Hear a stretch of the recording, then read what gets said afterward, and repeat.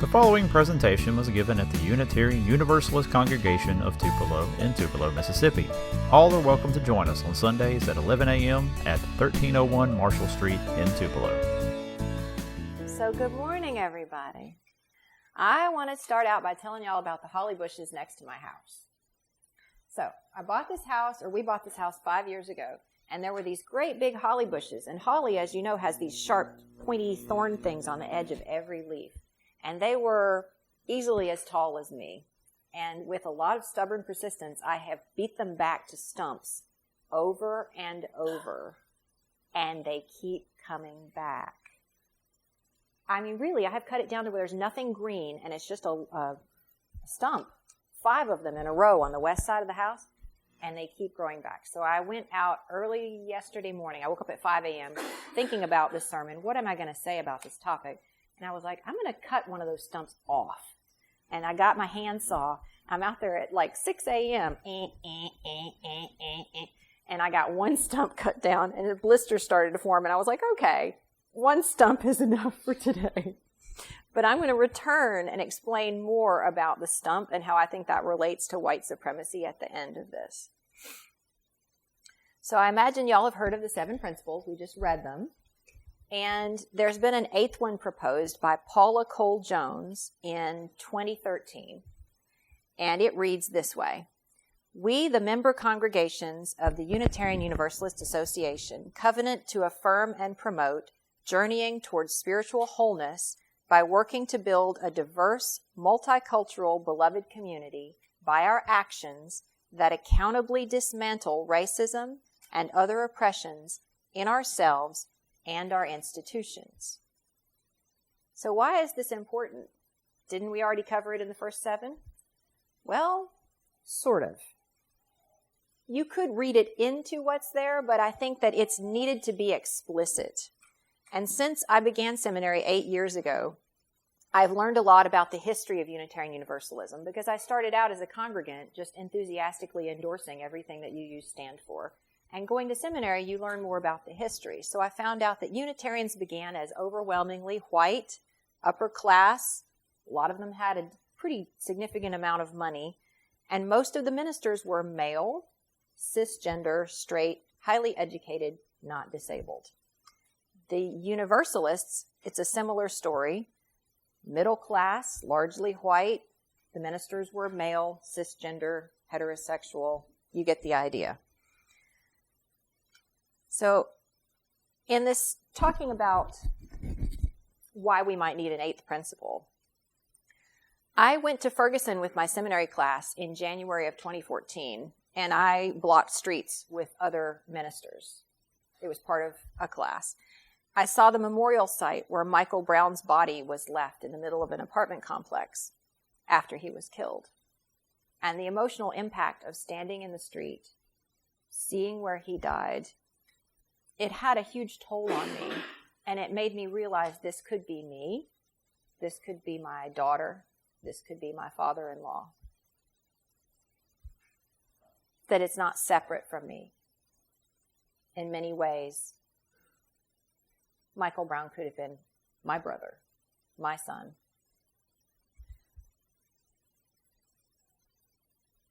So America has been hearing more and more stories about the deaths of unarmed people by police, unarmed people of color by police for quite a few years now.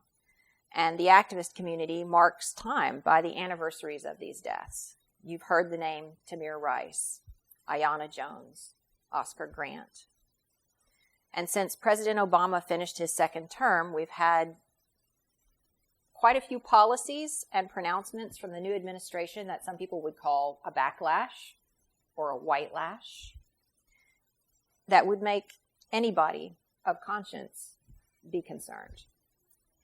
In our own denomination, we've seen efforts discussed to increase diversity, to become more multicultural, to recruit people of color. But here's the thing. I think until we confront where we've been and who we are, we're not going to be able to move forward into who we could be. So until we do that, exactly where we are is where we are. And so Many African American people, I believe, can look around in any given situation and be the only person in the room with the color of skin that they have. And they can kind of be okay in that space. But if white people are the only people with their color of skin in a room, they get real nervous. And to illustrate that fact, let me tell y'all what happened when I was a teenager. I was maybe 13, and I was away at one of those summer church camp things that parents send their kids to get them out of their hair. And we took a field trip to a Black Baptist church. I was so nervous walking in that church, I hid in the bathroom the whole time. This was a Sunday morning service, and for a black church, that takes a while. I hid in the basement bathroom the whole time because I was a good Methodist girl, or so I thought, and I was really scared, and I don't even know what I was scared of. What was so scary? I look back on that now and I wonder, what was I even thinking? But it's a fact. It happened. I don't think I've ever told that story before. But I'm also thinking now, what did I miss? You know? What was I missing out on being so afraid? And I've heard from other ministers in today's world, other Unitarian ministers, that if too many people of color begin attending a white UU service, the white folks will start to get a little uncomfortable. They'll say, it's changed, it doesn't feel like it used to feel, and they might pick up their pledges and leave. That's the anxiety. Because people will say they want change, but then when change shows up, folks get nervous. And I think we get nervous if we don't examine where those fears come from. So as a white person, I must recognize that I see the world in a specific way, that I was raised with certain prejudices and viewpoints, and it doesn't magically go away just because I'm an adult and I read like some good books. I've got to work on myself and figure out what I see as objective truth is actually filtered through the lens of being white, lesbian, able-bodied, cisgender, all of these things. It's like when I was a theater student and you could put these little plastic things in front of the light to make the light turn red or blue or yellow. I think who we are acts like a filter, and we can't necessarily see what other people see, but we can educate ourselves so that we can learn to try to understand other people's viewpoints. So a friend of mine attended a UU church once, and he walked in, and he has darker skin, and he was enthusiastically greeted. And they said, hello, welcome, we're so glad you're here. And in the course of talking, he said, well, I was raised Unitarian Universalist. And this person who was talking to him didn't believe him. And they kept trying to explain what Unitarian Universalism was. They didn't believe him. And so my friend never went back. This is how our lenses can obscure other people. This is how we can work to shift. So, did anybody hear about what happened at GA last weekend other than the elephants that Gwen brought? There was a minister who released a book. And Friday night, the word began getting around that it was being given away at his church's booth. And it was causing people to be very upset. So when the exhibit hall opened Saturday morning, I went because my volunteer shift was in the booth right across from that church booth. And I sat there and I watched people giving away this book. And I went over and I got my own copy, and I walked away wondering what I held in my hands that was upsetting people so much. And as I was standing there, I said, what am I going to do with this? And another minister, who is a very well-known person, walked next to me, and she said, it makes good sermon fodder. And I instantly knew she was right. So another minister went over to the table, and she spoke to the volunteers behind the counter, and she said, this book is causing harm to our denomination. This book is making people very upset. It says things that are hurtful. It puts forth arguments that are causing people pain that I love. And would you please stop giving out the book? And the lady behind the table said, I don't know what's in the book, but I am here in support of my church. And the minister replied, I have read this book, as have many ministers of color, and the book contains arguments that are hurtful to these people. They have told me that it is hurtful to them personally. And she explained to the church volunteers that this was causing damage. And the volunteer said she would take them off the table, but she would give the book out if anyone asked for a copy. I was personally very disappointed in her response. So that night I sat down to read the book. And my short, completely non-literary experienced summary would be: the book upholds arguments that are racist. The author does not believe that white privilege or microaggressions really exist. He names one person in particular who was part of a hiring controversy. He says things that are transphobic, implying that transgender people are basically kind of being overbearing in demanding to be respected. In this same book, the author is demeaning towards people who are differently abled, who are asking to be treated fairly. Midway through the second essay, he states that he thinks maybe it's time we discuss whether Unitarians and Universalists should split up from each other. He says, I want a divorce. The overarching theme is that he believes that our entire denomination has become too progressive, and he'd like to go back to the good old days. I would argue that the good old days were never that good for some of people in our faith. And as you may imagine, I strongly disagree with him.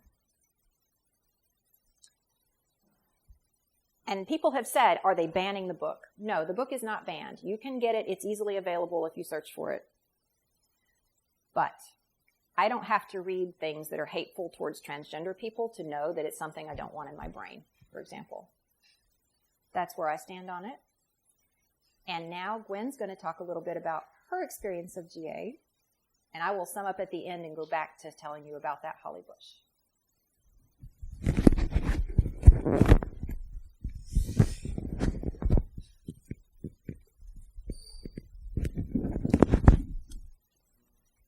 Let me know if you can't hear me. How am I doing? Okay, my takes. So I'm writing this from my perspective of the eighth principle and what was happening at GA. We'll go over GA in general next week, or is it a couple of weeks? Yeah, a couple of weeks with Dreamer. But I came to GA and I didn't know about the theme of it, even though I downloaded the GA app and did a quick brush. At one point, because of all the things going on with Isaac and Janet, I wasn't sure if I was going alone or if I was going with Dreamer or what was going to happen. So I've been ignoring things that were going on for GA. And by the way, that app is awesome. If you go to GA, download the app.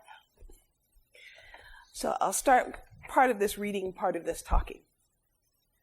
A little history. When I learned about this church, this little Unitarian Universalist church we have here in Tupelo, or I should call it a congregation, sorry. This congregation, I went to Hank and Ruth Jekyll's house and talked to them because John had found them through online and talking to others. And I thought, this place is awesome. They've got the 7 principles that talk about things I believe in. I don't have to go on and pretend to believe, because I'd returned home to Mississippi. I'd gone to the East Coast for an education. I'd gone to the West Coast for vocation. I'd been gone for nearly 20 years. I was so psyched. Yes, I don't have to believe in racism. By the way, there's black racism too against white people, because every black person knows they can't be trusted. That's why I married one. I don't have to be rigid and everything is black and white. You have sinned. You are going straight to hell. Wait a minute. Even the newborns? I didn't have to have unrealistic, blind faith. I didn't have to turn my back on someone because they were gay, because they weren't like me. I found home, a spiritual home. I also noticed I'm a speck of pepper in a sea of salt. It's okay. Been there most of the formative years since I started public school. the opposite of the way I was raised. I was raised a little isolated in a little family enclave. We had land together. We lived next to each other. And the first 5 years, as I told the story, I've only seen white people on color television. I assumed they lived in that box. Imagine my surprise when I went to the doctor's office for the vaccine, and they were real. Turns out they were about the same.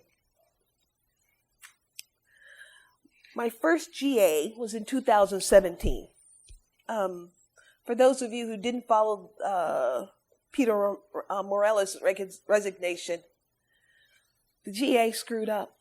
UUA screwed up, I'm sorry. They were blind to their own practices. They let things happen with the people who work for them, the staff, the volunteers, and then the hiring policies. They let white supremacy creep in, and they weren't even aware of it. Everybody thought, we've gotten over that. We've had our civil rights movement. We're modern. We're progressive. We don't say and do the things we used to. And then we looked right at ourselves, and we repeated some of the same patterns. What can I say? We're human, but we're learning. I was kind of shocked, but I wasn't shocked because when I started talking to the other people in GA on the Black Caucus, they had similar stories. And it's everywhere. Now, don't get me wrong. Our congregation, and I'm going to say it with pride, yeah, I'm being boastful. You guys not only welcomed me with open arms, you got me volunteering right away. You even made me president. You've done that twice. I don't know what's wrong with you, but anyone who was willing to come in and work and be a part of the group was welcome. So I didn't have the same kind of issues that the bigger congregations did. And I realized the problem is still here today.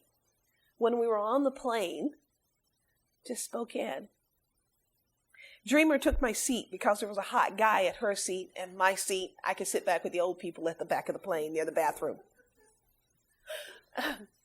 But sitting next to me was this guy who kept saying anti-Trump things, which made the guy next to the window very uncomfortable. And we got to talking. It turns out he was going to General Assembly.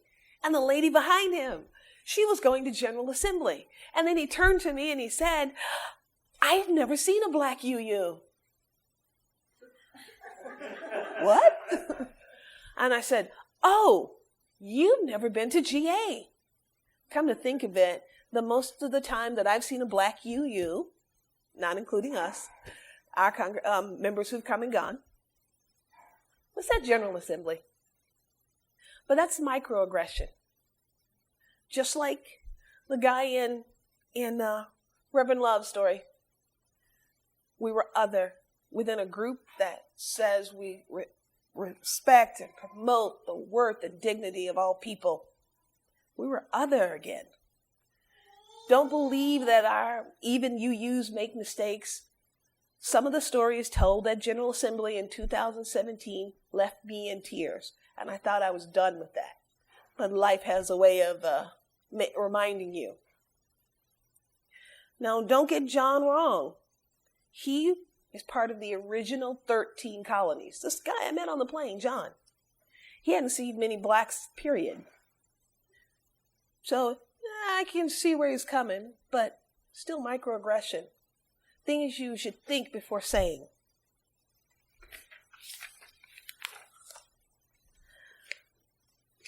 When one of the things General Assembly does is ask you things. You know, we like our education. We like learning what's going on with UUs, how we can improve. So they gave us 3 big questions and broke us up into groups. I decided instead of going into the group they had groups by alphabetical last names. They had groups by affiliation, transgendered, black, you name it. There was a group for you. So I decided I'm going to the Black Caucus and see what's going on there, because this is my chance. Because, well, here I am in the South, a place you'd think UUs would just have a field day because there's so much going on. And we do work out in the community. We do believe in the inherent worth and dignity of people. We do. Nah, not so much do we have people out there of color here. But part of that is because I don't have a big community here. I'm tied to a farm. My community is smaller because it's based around a very needing family. And so I'm not really in the community of Tupelo. So I'm not helping you bring in people or out there showing people every day that, yes, you can be a UU and be brown in any shade. They asked 3 questions at General Assembly for us. Okay, what sustains you as a UU? Was one of those important ones. How does your faith community, who is in your faith community? And I lost track of the 3rd question, but it will come back to me. But our group started off by saying what John had hinted at, John from the plane, that is. They were the only black UU in their congregation. One stayed because he was married to the minister, and they had children, and they wanted to raise their children UU. Yes, I'm recommitting to religious education. One was on the board, and things were great until she wanted to make change. Our UUA has made some changes. But anytime you're thinking that we've made changes, you look at things we do, like music. You ever wonder why we need a full choir to sing half the songs we have in our hymnal? Are we stuck in a tradition? And I do mean a music professional. You should be able to read this and follow this and put a chorus together. Are we missing the music that a congregation actually uses? It's 4/4 time. It's call and response. The only time I got that was when the group got together, because they have a new choir director, a new music director, they're younger. When the General Assembly got together, we got some of that. Songs were in Spanish, songs that we could follow along and sing with each other. But even then, sometimes the rhythm, the tempo changes were hard to follow. Why are we having this formal music still? Really? I go to a drum session. You guys know what drum is, right? Because I can't remember the acronym. That diversity. Diverse, revolutionary, Unitarian, Universalist, multicultural ministry. Drum's got it going on. I got to go to youth-led groups where the music was happening, the people were happening. I got to go to drum. There were 5 different parts to the blessing of the servant of children at a drum service. There was one for Hindu. There were 2 different ones for Native American. There was one from Hawaii, from that group, Forgotten the Ladies Tribe, forgive me. There was one from a different, from Mexico. Each of them, we learned new languages. Each of them, we learned to follow each other. You could dance to it. You could sing to it. It was like the old Dick Clark. Had a really good beat. I could dance to it. So half of you don't know what that means because you're under 40. But American Bandstand, where you critique the music, before MTV. And it just kept showing me that we are still need to make changes. One of the things we don't realize when we talk about words like white supremacy, white power, white frailty, is that those are heavy words. Those are big topics. The lady who was on the board couldn't make changes to her board, got pushed back every which way to Sunday for trying to change programs. And she said, It's because people think diversity, inclusion, and equity are the same words. This church has diversity. UUA has diversity. We've got people with different backgrounds, different genders, different living arrangements, different faiths, different non-faiths. We're diverse. Our congregation is inclusive. You are welcome when you come here. You're not going to be made to feel like other. You're not. But equity has been hard on UUA. One of the people in our mini caucus gave an example because it's kind of odd to explain. When they invite you to the dance, it's diversity. When they invite you to dance, it's inclusion. But when they ask you to join the dance committee and don't have to think of a reason why, it's equity. Equality. What's the other term? People think that we don't have to do the eighth principle because things are so much better. We've made so much progress. The thing that happened with hiring practices that led to our former president resigning and 3 minority presidents reigning in the interim isn't going to happen again. We're all right. But I want you to think about this. Since Donald Trump has been elected, and even before there were hints for some people who were paying attention, since Donald Trump has been elected, white nationalism is on the rise. People say and do things without repercussions.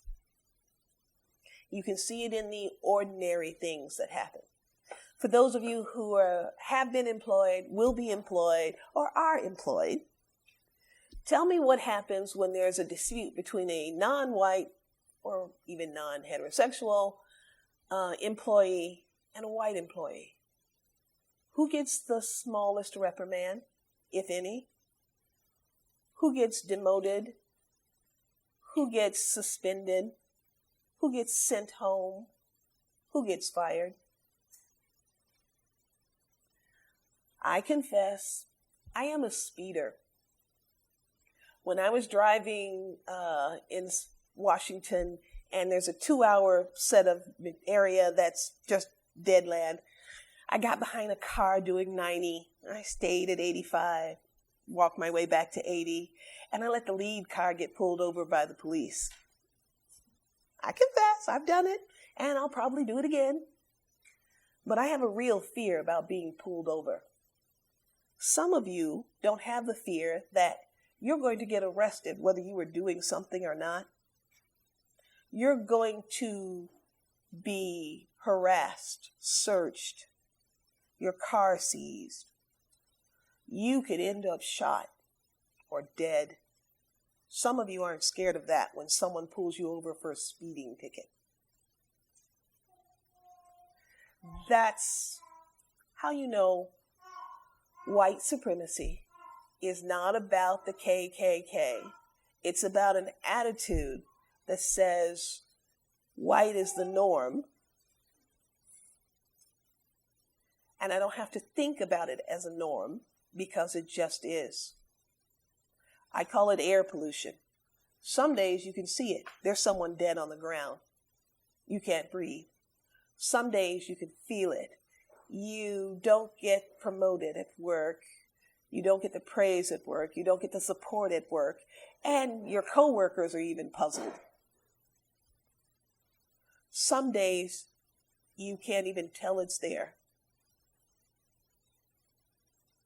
That's why we need that eighth principle actually ratified.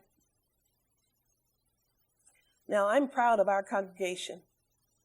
And I was proud to tell the people in my mini black caucus that I've been president twice. My group is welcoming. My group is diverse, inclusive, and equitable.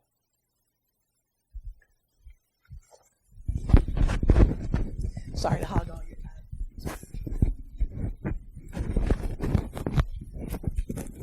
That wasn't hogging at all. So we're almost done, I promise. In 2016, my friend Reverend Teresa Inez Soto, who you heard from at the beginning of all of this, was on stage because she was in preliminary fellowship, which is where once you become officially a minister, as I did when y'all ordained me, you get to walk across the stage at GA.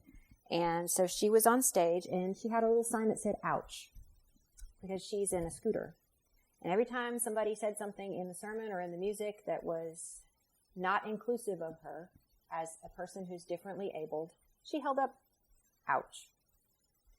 And her little quiet act of civil disobedience made waves and made the UUA recognize that things could be changed. So one thing that she likes to say, and I couldn't find her exact quote, but I'm pretty sure this is what she said, is she said, I can understand being upset that people aren't in the front row any longer, but some people haven't gotten into the building yet. This week marks the 50th anniversary of the Stonewall riots, when LGBTQ people in New York got fed up with the oppression at the hands of the society and the police, and they fought back. I think it's time. It's just time. We need the 8th principle because it's the right thing to do.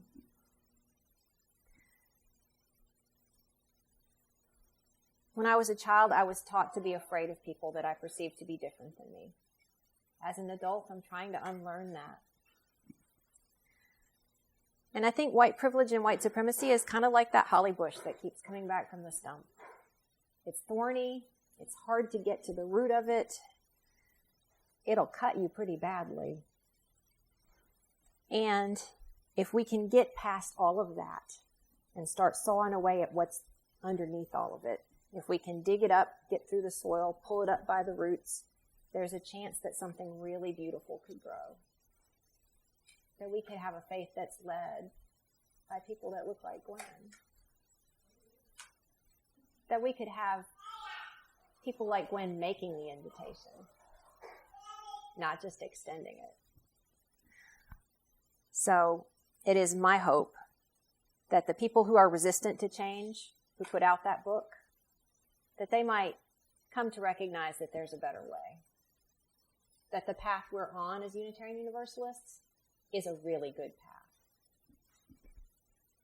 If we can stick it out, we can all be accountable for what we've done and who we are. We can truly live into our ideals that we espouse and fight for everybody. I'm ready. How about you? Amen and blessed. Thanks for listening to the UUC of Tupelo's podcast.